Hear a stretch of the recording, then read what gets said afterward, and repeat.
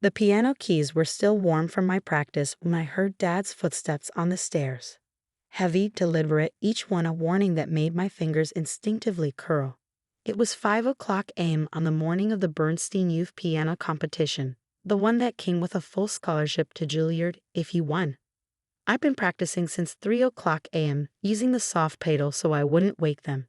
But Dad had superhuman hearing when it came to finding reasons to hurt me.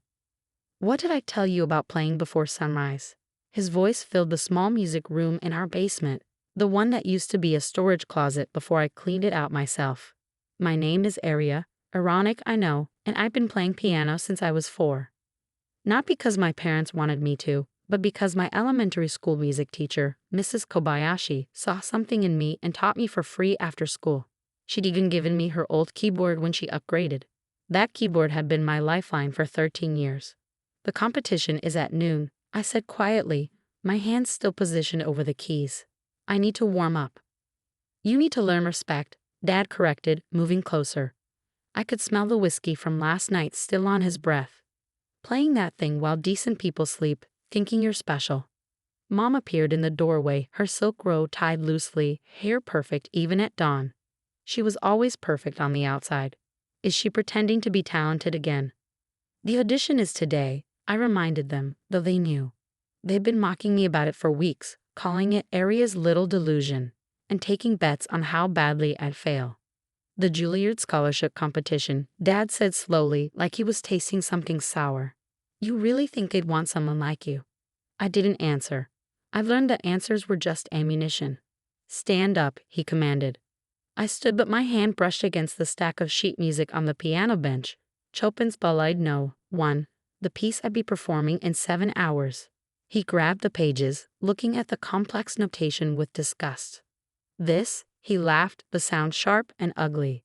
"You think you can play this?" "I've been practicing for 8 months." He tore the sheets in half, then quarters, then kept tearing until Chopin was confetti on the floor. "That's what I think of your practicing." Mom giggled from the doorway. She probably couldn't play it anyway. Her teacher just feels sorry for her. But I wasn't watching the destroyed music. I was watching the small red light in the corner of the room, the one they'd never noticed. 2 months ago, after Dad had smashed my keyboard and I had to borrow the schools to practice, I'd installed a security camera. It was disguised as part of an old speaker, constantly recording, uploading everything to the cloud. "Let's go upstairs," Dad said suddenly. "I want to show you something." The way he said it made my blood cold. But I followed, because not following was worse. In the kitchen, morning light was just starting to creep through the windows. Dad walked to the back door, the heavy wooden one that led to the garage. He opened it wide. "Come here," he said. I approached slowly, every instinct screaming danger. "Put your hands on the doorframe," he instructed. "Spread your fingers wide." "Dad, please." "Do it." I placed my hands on the frame, fingers spread, knowing what was coming but unable to stop it. He threatened this before, usually when drunk, talking about how pianists were all soft and weak, how they needed their precious fingers intact. "You know what?" he said, gripping the door. "Musicians don't need straight fingers. They need humility." He slammed the door. The sound my fingers made, a wet crunch like stepping on autumn leaves after rain, was drowned out by my scream. All 10 fingers caught in the door's brutal bite. I felt bones snap, joints compress, tendons tear. The pain was so absolute it went beyond feeling into something else, a white-hot nothing that consumed everything. He held the door closed for 3 seconds. 3 eternal seconds where I could feel my fingers breaking, crushing, dying. When he finally released it, I collapsed to my knees, holding my destroyed hands against my chest. They were already swelling, turning purple and black, fingers bent at angles that fingers shouldn't bend. "Broken hands match your broken future." Dad laughed, actually laughed, like he told the world's best joke. Mom stepped closer, examining my hands with the critical eye she usually reserved for judging other women's appearances. "Finally, something about you is twisted correctly." I couldn't speak. The pain was too absolute. But through the tears, I saw something Dad didn't. The kitchen security camera. We had it installed years ago after a break-in.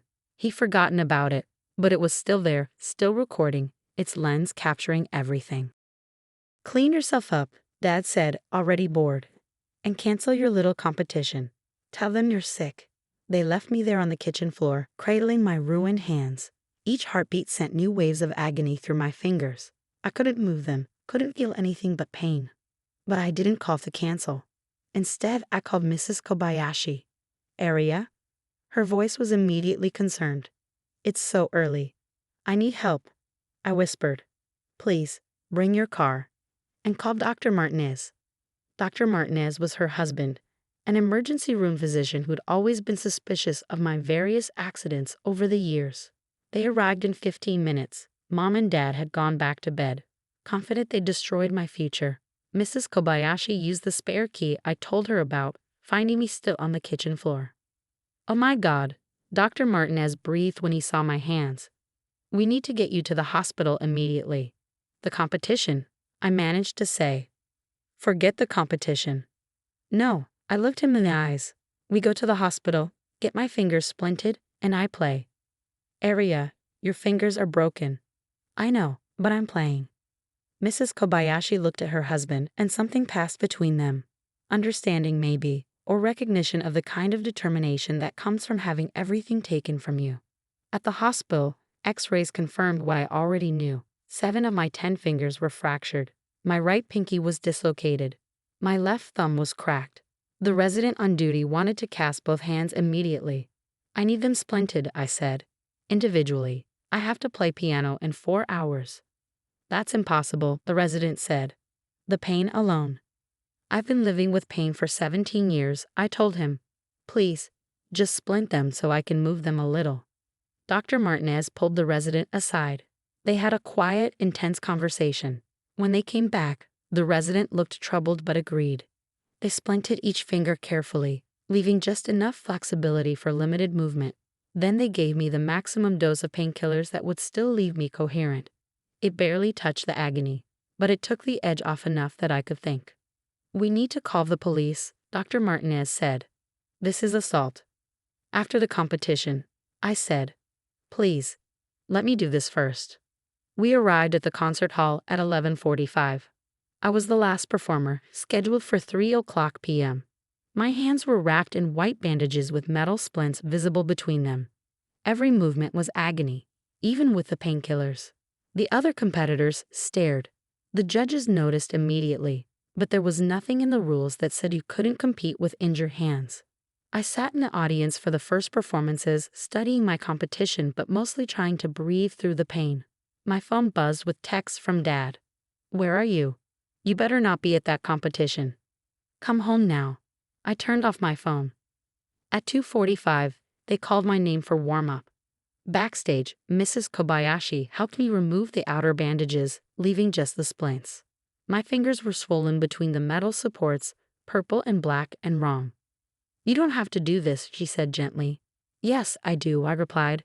"They tried to take music from me. They don't get to win." I walked onto the stage at exactly 3:00 p.m. The audience went silent seeing my hands. The judges leaned forward. One started to stand, perhaps to stop me, but the head judge motioned for him to sit. I sat at the piano bench, raised my destroyed hands, and began to play. Chopin's Ballade No. 1 in G minor starts gently, almost hesitant. My broken fingers found the keys through muscle memory more than sight. They were too swollen to position properly. Every note was agony. The splints clicked against the keys, adding a metallic percussion that Chopin never intended. But I played. The piece builds, becomes demanding, requires strength and delicacy in equal measure. My left pinky couldn't reach the bass notes properly, so I compensated with my thumb. My right hand's runs were clumsy, broken fingers refusing to flow across the keys. But I played. Blood started seeping through the bandages during the development section. The intense passages had reopened wounds. Red droplets spotted the white keys, but I didn't stop. The pain had transcended into something else. Fuel, maybe, or freedom. The coda of the ballade is fierce, demanding everything from the pianist. I gave it everything, broken fingers hammering out Chopin's passion, my blood literally on the keys. The final chord, a G minor blast that should be triumphant, came out broken, like me. But it came out. The silence after was complete. Then someone started clapping, slowly, then another. Then the entire audience was on their feet, many crying. The judges weren't even pretending to deliberate. But I wasn't done. I pulled the microphone from its stand with my least damaged finger. "My father broke my fingers this morning," I said, my voice carrying through the stunned hall. "He slammed them in a door because he didn't want me to compete." My mother laughed and said finally something about me was twisted correctly. Gasps rippled through the audience. "I have security footage of the assault," I continued, "and years of documented abuse. I played through broken fingers today not to win a scholarship, but to prove that they couldn't break what matters: my spirit, my music, my future." I looked directly at the head judge. "I withdraw from the competition. Someone here deserves to win on their talent, not their tragedy. But I needed to play. I needed to prove that even broken, I'm still a musician." The head judge stood up.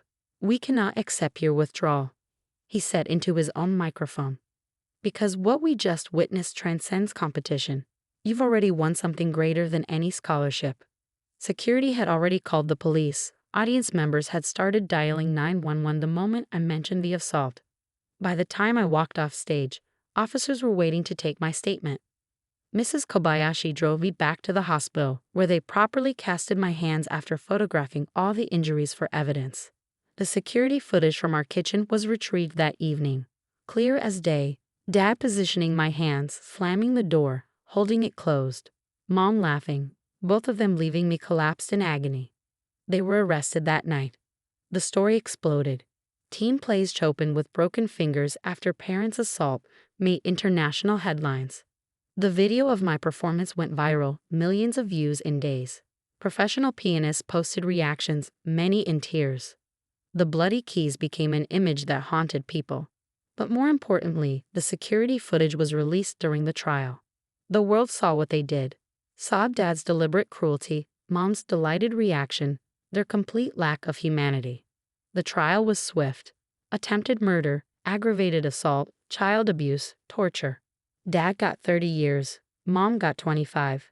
Neither showed remorse, even when the prosecutor played the recording of my performance, showing the blood, the swollen fingers, the absolute destruction they'd caused. "She was always dramatic," Mom said during her testimony. "This is just another performance." The prosecutor's response was legendary. "Ma'am, your daughter played Chopin with 7 broken fingers. That's not drama. That's heroism you'll never understand." Juilliard offered me a full scholarship anyway. Delayed admission until my hands healed. 6 surgeries, 8 months of physical therapy, and slowly, my fingers remember how to be fingers again. They're not the same. They'll never be the same. Some movements are gone forever. Certain stretches impossible now. But I adapted. Found new fingerings, new ways to create the music that lives in my soul. I graduated from Juilliard last month. My senior recital was Chopin's Complete Ballades. When I played No. 1, I used my new fingerings, my adapted technique. It sounded different than it would have with unbroken hands, but maybe more honest, more mine. Mrs. Kobayashi was in the front row, crying. Dr. Martinez, too. The family I'd built from the ruins of the one I was born into. My hands still hurt sometimes, especially in cold weather. The scars are visible, thin white lines where the surgeries put me back together. But when I play, I don't hide them. They're part of my story, part of my sound. Dad wrote me once from prison a rambling letter about how I'd ruined his life. I sent him back a CD of my Juilliard Senior Recital. No note, just the music he tried to silence, played on the hands he tried to destroy. The piano in my apartment is a Steinway Model B, a gift from a foundation that heard my story. On the morning of every October 15th, the anniversary of that morning, I play Chopin's Ballade No. 1 at 5:00 a.m. Not softly, not with the practice pedal. Full volume, full power, letting the music fill the space, announcing to the world that I'm still here, still playing. My neighbors never complain. One of them told me she sets her alarm to wake up and listen, that it reminds her that humans can survive anything. Musicians don't need straight fingers. They need determination, passion, and the refusal to let anyone silence their song. My fingers are crooked now, scared and reconstructed, but they make music. Beautiful, powerful, defiant music. And that's the only revenge that matters. Living, playing, soaring despite everything they did to ground me. Every concert is a victory. Every note is an act of rebellion. They tried to break my hands to break my future. Instead, they forged me into something unbreakable, something that plays Chopin with bloody fingers and wins, something that turns pain into music and music into freedom. The security camera that recorded my destruction also recorded my resurrection, the moment I chose to play anyway. That footage exists beside the assault footage in court records, proof that sometimes the human spirit is stronger than human cruelty. My hands are my history now, broken, rebuilt, beautiful in their imperfection. When young pianists ask me for advice, I tell them technique matters, practice matters, but nothing matters more than refusing to let anyone steal your music. Even if they break your fingers, even if they tear your sheet music, even if they laugh while you bleed on the keys, play anyway. Play like your life depends on it, because sometimes it does.